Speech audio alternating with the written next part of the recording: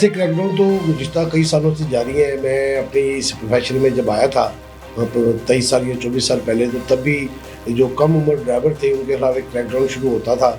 इनमें ज़्यादा मोस्टली जो लोग होते थे वो मोटरसाइकिल, रिक्शा और या रईसज़ादे जो होते थे, जिन्हें कहा जाता है हमारी ज़ुबान में कि जी बिगड़े रईसज़ादे। उनके जो छोटे बच्चे होते थे वो गाड़ियाँ लेके घर वालों से चोरी निकल जाते थे और उनकी जो महंगी गाड़ी देख के ना तो कोई ट्रैफिक वार्डन या तो जो ट्रैफिक पुलिस वाले होते थे वो उन्हें रोकते थे।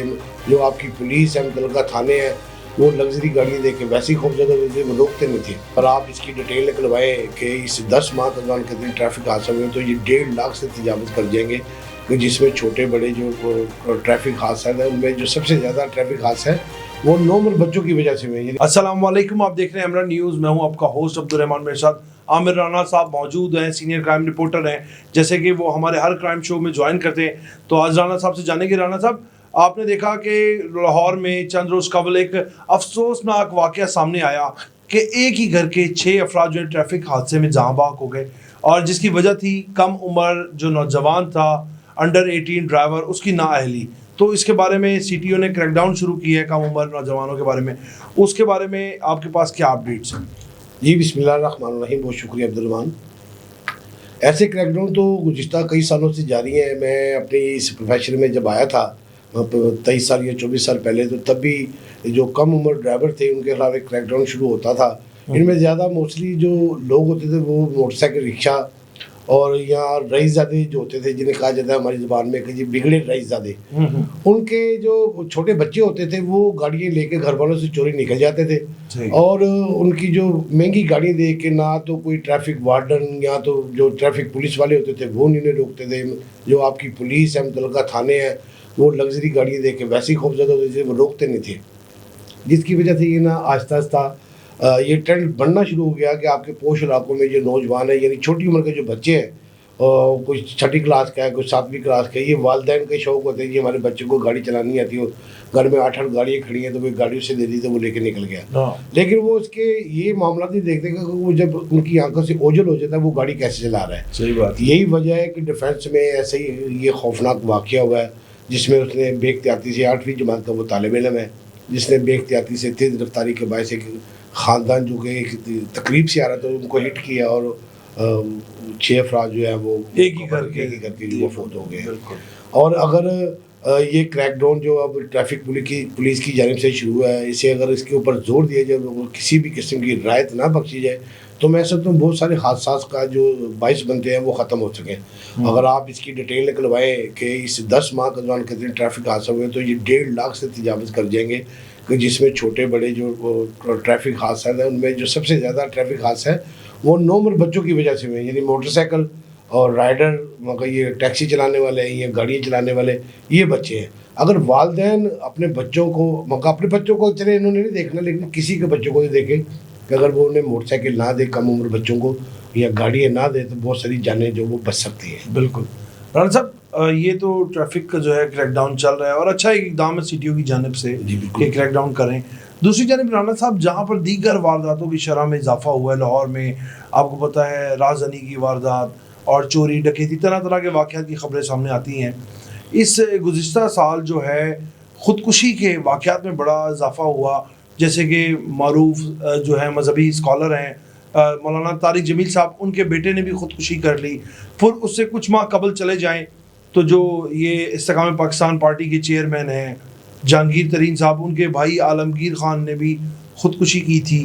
तो राना साहब, ख़ुदकुशी के हवाले से आपके पास क्या अपडेट्स आई हैं? देखिए अब्दुल रहमान, ख़ुदकुशी वैसे तो माशरे में और हमारे मज़हब में बहुत इसे बुरी नज़र से देखा जाता है, किसी को हराम मौत करार दिया जाता है, मगर ये एक रियासत की पॉलिसी होती है कि बहुत सारी ख़ुदकुशियाँ जो मुआशी हालात की वजह से भी होती हैं। मगर इसके बरक्स अगर देखा जाए तो हमारे इस साल रमा साल को 10 माह में हमारी जो रिपोर्ट ख़ुदकुशी हुई है वो 89 है।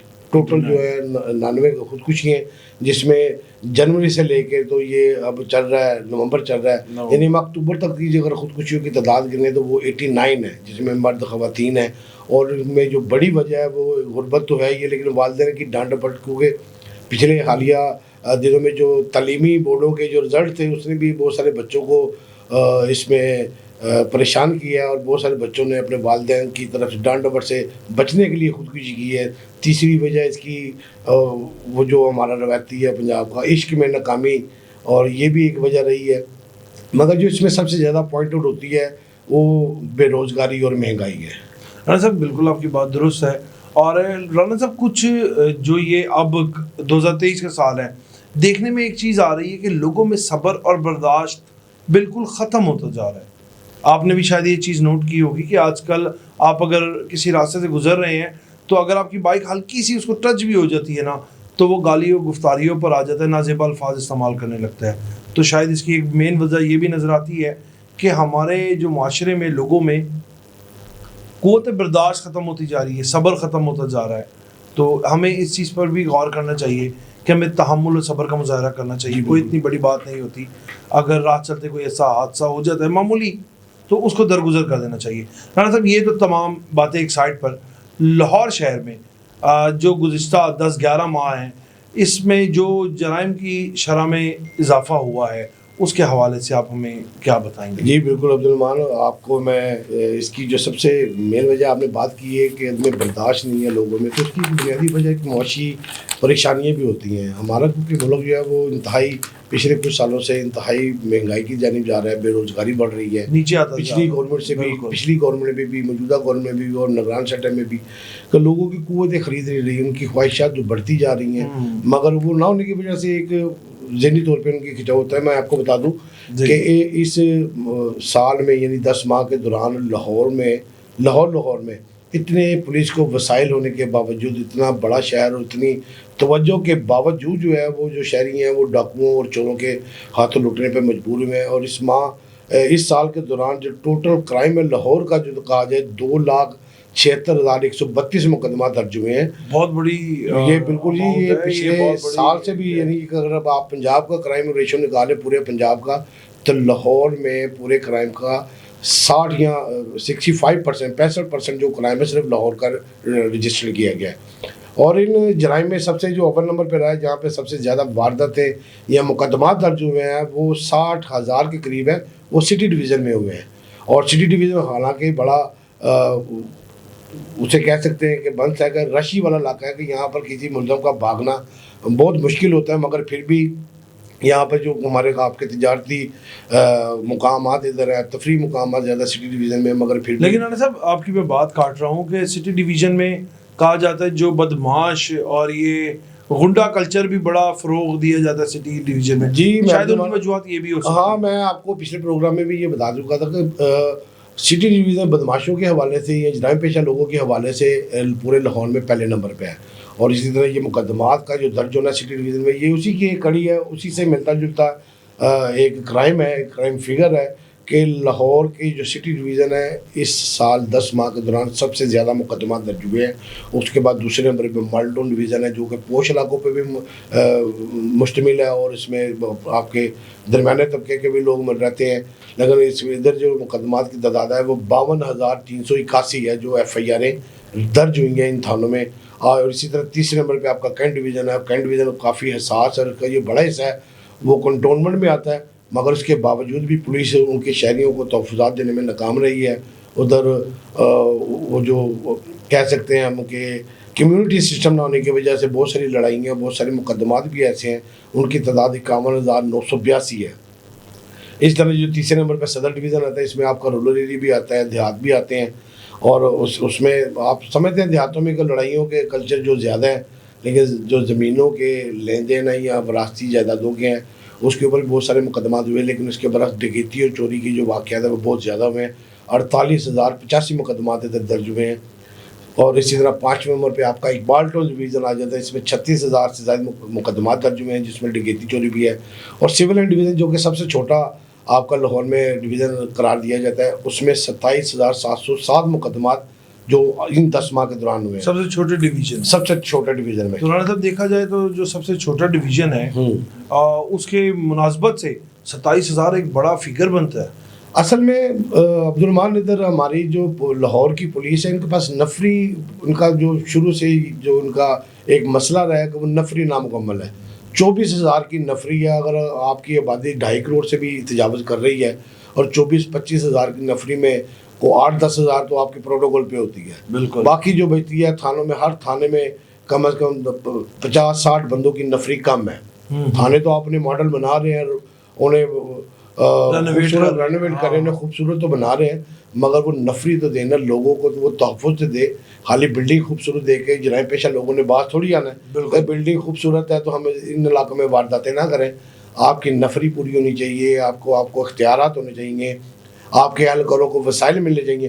पेट्रोल की ये सूरत हाल है कि पिछले दिनों पेट्रोल बंद रहा, 6 दिन ना तो डॉल्फिन की पेट्रोलिंग हो सकी है, ना ही किसी पुलिस की थाने की पेट्रोलिंग हो सकी है। और इस दौरान ही पेट्रोलिंग ना होने की वजह से भी जो डकैती चोरी की वारदातें वो सबसे ज़्यादा हुई। बिल्कुल ठीक है। तो इन मसाइल को आपको देखना चाहिए कि अगर आप तज़ीनो और ऐश कर रहे हैं, अगर लेकिन आप उनके जो तहफ़्फ़ुज़ात हैं, जो पेट्रोलिंग करने वाले हैं, SHOs हैं, जो सब इंस्पेक्टर हैं, जो कांस्टेबल हैं, उनके तहफ़्फ़ुज़ात, उनके मसाइल जो हैं थाने में एक ड्यूटी के दौरान, वो भी तो पूरे करें ना। ड्यूटियाँ उनसे ली जाती है 24 घंटे की, और कारकर्दगी उनसे पूछी जाती है पूरे महीने की। आराम उन्होंने कब करना है, उनकी छुट्टियों का एक मसला था, वो भी उन्होंने हल किया। मगर ये सब चीज़ें अवाम की सहूलत के लिए तो नहीं ना। 24,000 की नफरी और 2.5 करोड़ का शहर हो, तो आप कैसे आप उन्हें तहफ़्फ़ुज़ कम से कम 1 लाख की नफरी हो, यकीनन फिर उसको समझ आता है कि 1 लाख की नफरी, लेकिन पूरे आपकी पूरी पंजाब पुलिस के पास तकरीबन 2.25 लाख की नफरी है। और इतना बड़ा जो पाकिस्तान का सबसे बड़ा शहर है ये, 11 करोड़ के करीब इसकी आबादी है, और उसके लिए आपकी टोटल जो नफरी है वो 2,25,000 या 27,000 है, और उसमें सबसे ज़्यादा प्रोटोकॉल के ऊपर होते हैं। सही बात है। कम से कम ये नफरी एक अंदाजे के मुताबिक अगर राना साहब 3.5 से 3 लाख हो तो कुछ बेहतरी आ जाएगी हालात में। यकीनन जी बेहतरी तो आ जाएगी, क्यों नहीं आएगी। आप समझते हैं कि नाके लगाने से वो 2 घंटा नाका लगा लिया, वो जो IG साहब का SOPs होता है कि 2 घंटे सुबह, 2 घंटे शाम SHO साहब खुद मौजूद रहेंगे, और इस तरह के जो पैगामात आते हैं, इससे तो आप वक्ती तौर पे उन 2 घंटों में तो चले आप समझ लें कि वारदात कंट्रोल हो सकती है। मगर आप एक एहलकार से सुबह जुडिशल ड्यूटी भी ले रहे हैं, उनको बैंकों की ड्यूटी भी ले रहे हैं, मसाजिद की ड्यूटी भी ले रहे हैं, गिरजाघरों की भी ड्यूटी ले रहे हैं। उसके बाद आप उसको रात को पेट्रोलिंग कराएंगे, उसने सोना ही है कहीं ना कहीं छुप के। जब वो छुप के सोएगा तो यकीनन जो जराइम पेशा लोग हैं वो सड़कों पे आएंगे। बिल्कुल सही बात है। अगर आप देखें कि ये डकैती चोरी की वारदात, तो दीगर जराइम भी तो बढ़ रहा है। बिल्कुल, उनके ऊपर भी जो अदालती इश्तिहारियाँ हैं, थानों को जो इश्तिहारियाँ हैं, उनको पकड़ने के लिए TOP की जो टीमें होती हैं वो भी इसी तरह फिरती हैं। और लिहाजा मगर उन्हें चाहिए कि इनकी नफरी बढ़ाई जाए, इनके मसाइल ख़त्म किए, जो माली मसाइल हैं।